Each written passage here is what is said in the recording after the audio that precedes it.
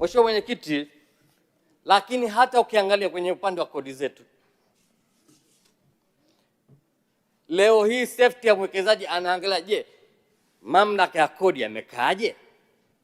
Na mfano mdogo tu walisia, ukienda kwenye tovuti ya mamlaka ya mapato, kuna mashauri mengi sana ya kikodi.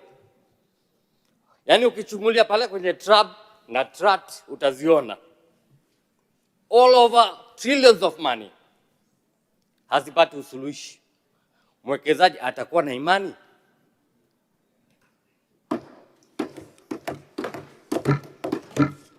Mheshimiwa Mwenyekiti, nije kwenye deni la serikali 2025-26. Nilikuwa nasoma annual borrowing plan ya serikali yetu, 14.95 trillion kwa mwaka wa fedha uliopita ambao ndio unakaribia kuisha.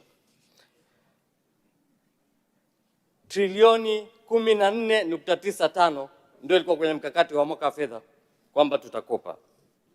75% ya fedha hizo ni fedha za kigeni. Mheshimiwa Mwenyekiti, kwa hali ambayo inayoelekea ya uchumi ya nchi, tunatarajia kwamba patakuwa na mfumuko wa bei. Na ukiangalia hata takwimu ya Machi ya NBS, National Consumer Price Index, ambayo ni 3.2, inaonyesha dhahiri kabisa. Leo hii ukisoma ile taarifa utaiona viazi vimeongezeka kwa 8.2%, utaangalia mchele umeongezeka kwa 2.6%. Lakini kiangalizo sasa, Mheshimiwa Mwenyekiti, kwa hali ambayo tunaenda, sarafu ya Tanzania itashuka thamani, maana rate ya dola itapanda, na italeta effect gani? Kwamba deni ambalo tulilolikopa litatugharimu kwenye kurudisha. Mathalani umechukua bilioni 1 au tuseme dola milioni 1 ambayo ni 2.6 billion.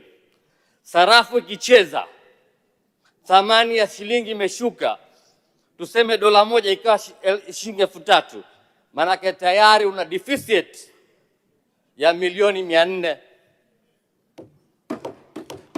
Sasa milioni 400 unatoa wapi? Ndio utaanza kuchukua fedha zile zote ambazo